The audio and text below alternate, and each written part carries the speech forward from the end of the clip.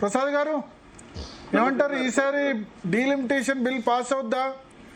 కేవలం అర్బన్ ఏరియాస్లో ఎక్కువ పాపులేషన్ ఉన్న ఏరియాస్లో పెంచమని ఎకనామిక్ అడ్వైజరీ కౌన్సిల్ రికమెండ్ చేసింది. ప్లస్ ఇప్పుడు లేటెస్ట్ డెవలప్మెంట్స్ తృణమూల్ కాంగ్రెస్ చూస్తే కనుక మనకు వాళ్ళ 20 మంది లోక్సభ సభ్యులు వేరుపడ్డారు, రాజ్యసభ సభ్యులు 3 రిజైన్ చేశారు.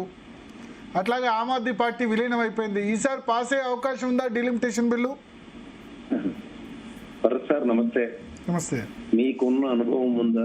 మీకున్న జాతీయ రాజకీయాల ముందు మేము చిన్నవాళ్ళం, వయసులోనే పెద్దవాళ్ళం. కానీ ఎందుకంటే మీరు జాతీయ రాజకీయాలు చూసి చూసి చూసి ఢిల్లీలో చూసి చూసి కాచి వడపోసి వచ్చిన వాళ్ళు. కాంగ్రెస్ గట్టి చంపడం ఒకటి ఉంటుంది చూడండి సార్, దాంతో వాళ్ళు ఎన్కాష్ చేసుకుని అమాయకులైన కాంగ్రెస్ అంటే ముసీది వృద్ధ జంబుకలు పెంగ్విన్ అయిపోయేదాకా వాళ్ళు పార్టీని వదలరు, వీళ్ళు వదిలించుకోలేరు. ఈ నిస్సహాయ స్థితిలో హలో ఒక్క నిమిషం, తాడు శ్రీనివాస్ గారు ఏంది ఆడియో రావట్లేదా?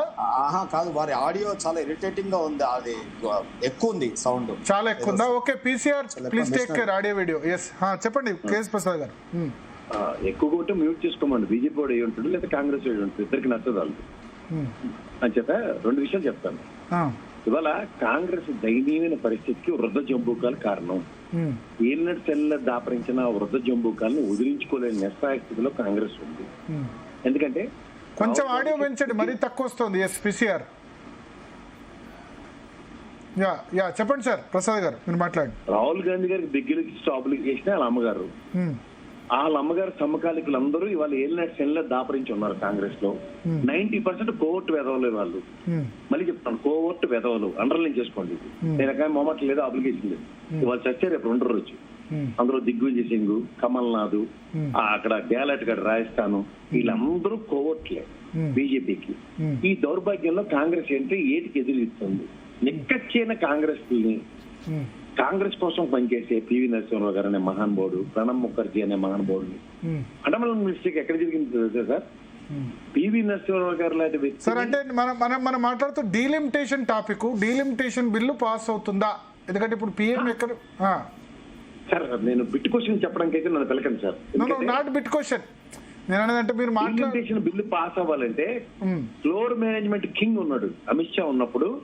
డీలిమిటేషన్ అయితే దాని అమ్మమ్మగుడి బిల్లు పెట్టినా పాస్ అయిపోయింది. ఓకే, అంటే మీరు ఫస్ట్ మాట్లాడి చూస్తే మీనాక్షి నటరాజన్ క్వశ్చన్ ఏమో సరిగ్గా వినిపించలేదేమో అనుకున్నా, అందుకని చూడలేదు. 2 విషయాలు చెప్తాను.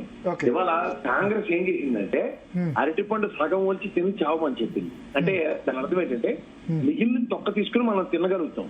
వాడు బీజేపీ మొత్తం తొక్క తీసుకుని తినగలిగాడు.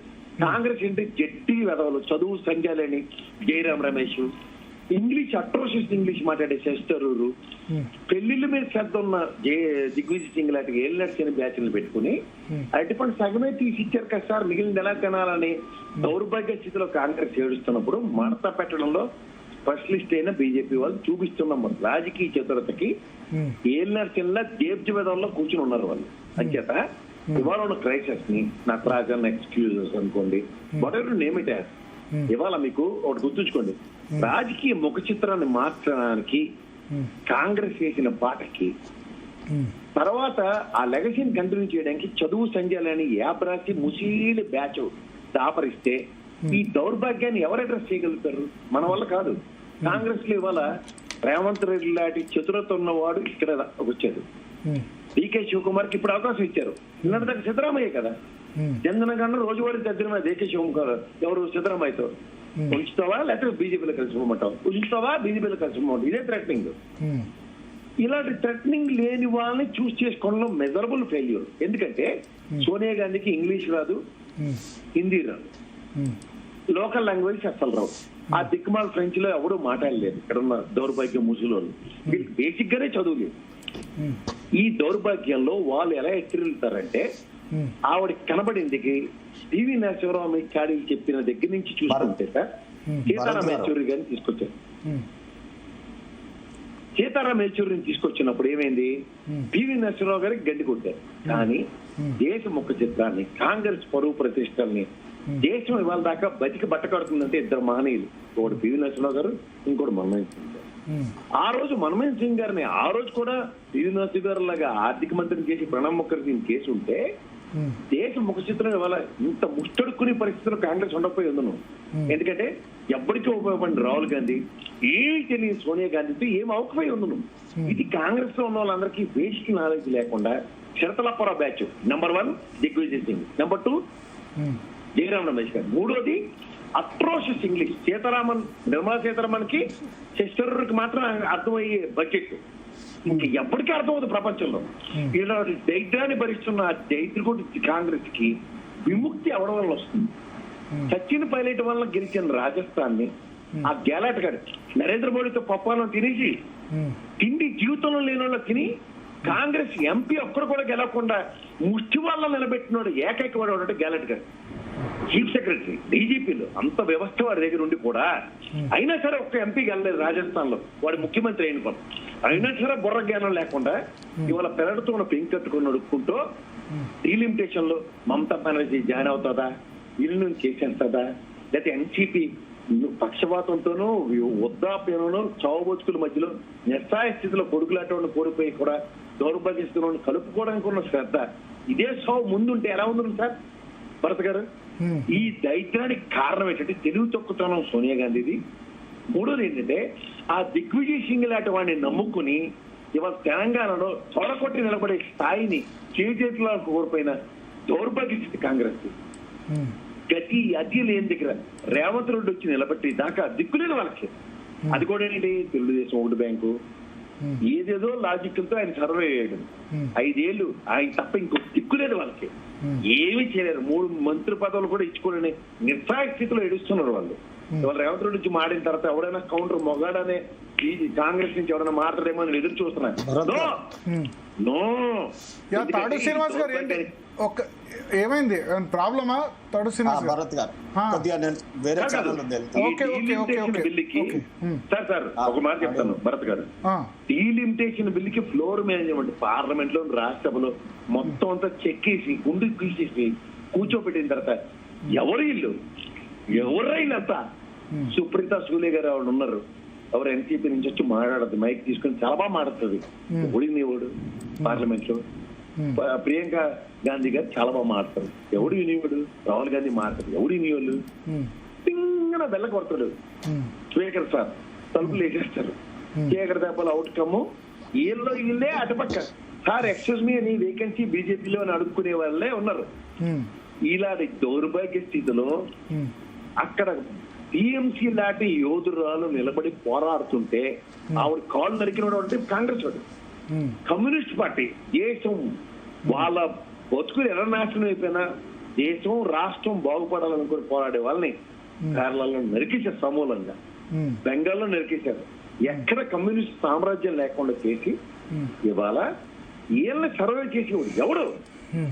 గోడ మీద పిల్లిల్లో ఉండే మిగిలిన పార్టీలు నమ్ముకుని ఐఎన్డీఏ కూటమి తోటకూరంటే ఇవాళ మళ్ళీ చెప్తున్నాను సార్, కేజ్రీవాల్ ఇవాళ తమిళనాడు రాజకీయాన్ని మొన్నటి మీద బ్రేక్ చేయడానికి విజయ్ లాంటి వాళ్ళని పెట్టుకున్న బీజేపీకి ఈ కాంగ్రెస్ వృత్త జంబూకాలు పెంగ్విన్ నడవలు ఎక్కడ పెంగ్విన్ ఎలా నడుస్తూ చూసారు సార్? వాళ్ళందరూ ముసిలో పీచి చుట్టూ జయరామ్ రమేష్ గారికి కత్తెరేసి గుండు కొట్టించేదాకా కాంగ్రెస్ పార్టీ బాగుపడదు. దిగ్విజయ్ సింగ్ గారికి ఇక పెళ్లిళ్ళు చేయకుండా చాలా మంది ఆపరేషన్ చేసేదాకా బాగుపడతారు. చాలా కసి ఉంది కాంగ్రెస్ లీడర్ల మీద. సార్ సమూలంగా చంపేస్తున్న వాళ్ళు వాళ్ళ దగ్గరే పెట్టుకుని మమ్మల్ని కాపాడు. ఇవాళ చూడండి సార్, తెలంగాణలో ఉన్న కాంగ్రెస్ వాడు ఎవడన్నా కోర్టు ఆపరేషన్ మేం చేసామని అపవాదం మోస్తున్నా వాడు మెయిన్ కల్పిట్ దిగ్విజయ్ సింగ్ అని ఒక్కడు మాట్లాడతారేమో కాంగ్రెస్ నుంచి 4 రోజుల బట్టి డిబేట్లు ఎదురు చూస్తున్నాం. సో మీ ఉద్దేశంలో దిగ్విజయ్ సింగ్ చేశారు మెయిన్ కల్పిట్ వాడే. ఇవాళ 2 రాష్ట్రాలు ఇవాళ ఇంత దయనీయ స్థితిలో ఉన్న తెలుగు రాష్ట్రాలు ఉన్నందుకే కర్త కర్మ క్రియ వాడే. వాడిని వదిలేరంటే ఇంతకన్నా దైత్యం ఇంకోట్లేదు. దేశద్రోహ చట్టం ఫస్ట్ వాడు అట్లా అనొద్దేమో, వాడు అని అనొద్దేమో. ఏమో సార్, నాకు తెలిసినంత వరకు మీకెందుకు కోపం ఉందో కానీ ముందు సార్ మళ్ళీ చెప్తున్నాను, రాష్ట్రం చాలా ఇంపార్టెంట్. అది తెలంగాణ రాష్ట్రం అయిపోయింది, ఆంధ్రప్రదేశ్ రాష్ట్రం, సమాయక రాష్ట్రం నుంచి చూస్తున్నాను. వాడు చేసిన కోతి పర్యలకి ఇవాళ 2 రాష్ట్రాలు పెనాల్టీ క్లాస్ పే చేస్తున్నాయి. ₹1 రాకుండా బీజేపీ చేతుల్లో తోలుపోమని ఆడుకుంటున్నాం మనం. ఒక సీనియర్ జర్నలిస్ట్ గా మీకు తెలుసు, ఆ రోజు వాడు స్థిరంగా ఉండుంటే ఇవాళ తెలంగాణ ఒక తమిళనాడు రెప్లికా అయి ఉంది సార్. ప్రాంతీయ పార్టీ రెండు ఏకతాటి మీద ఉంటుంది. ఇప్పుడు బీఆర్ఎస్ ఒక ఆరోపణ చేస్తుంది కదా, రేవంత్ రెడ్డి దీని వెనుక ఉన్నారని మీ ఉద్దేశంలో, మీరైతే దిగ్విజయ్ సింగ్ అని చెప్తున్నారు. సార్ మళ్ళీ చెప్తాను సార్, ఇవాళ బీజేపీని ఎదిరించే అంత ధైర్యం సామర్థ్యం ఏ ప్రాంతీయ పార్టీకి లేదు కర్నూలు స్టేట్ లో. ఎంతో కమ్యూనిస్ట్ పార్టీకి ఉంది, వాడిని చంపేసింది కాంగ్రెస్. మళ్ళీ చెప్తున్నాం కేరళలో. ఇంకా మిగిలిన వాళ్ళందరూ అట్లా అడ్డుపడిన బ్యాచ్లే. వాళ్ళు సర్వైవల్ ఫర్ ద ఫిట్టెస్ట్ అన్న గేమ్ ప్రాంతీయ పార్టీలకి కర్నూలు స్టేట్ లో స్టార్ట్ అయింది సార్.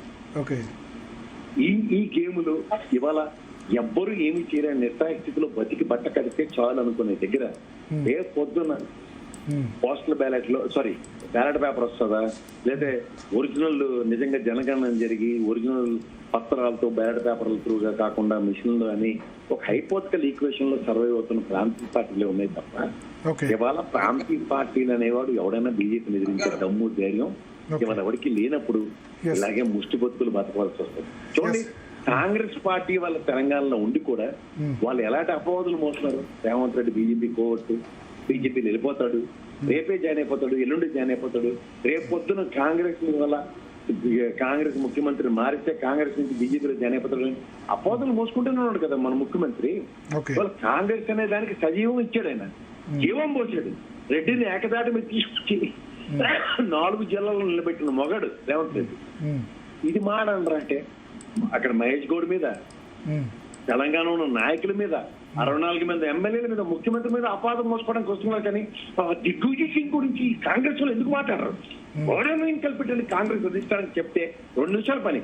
వాళ్ళు తెలుసో తెలీదో సార్, రేపు పొద్దున్న మీనాక్షి నటరాజన్ రాజ్యసభ ఎంపీ కాకపోతే ఏపీ ఇన్ఛార్జిగా మళ్ళీ ఆవిడ వస్తుంది. ఇది కూడా లాజిక్ వారకపోతే ఎవరు సార్ వీళ్ళంతా? నాకు అర్థం కాదు. వచ్చి ఇలా బతకనిస్తుంది అవన్నా ఆ లాజిక్ కూడా వారపోతే దిగ్విజయ్ సింగ్ అని చెప్పడానికి ఏం సార్ కష్టం?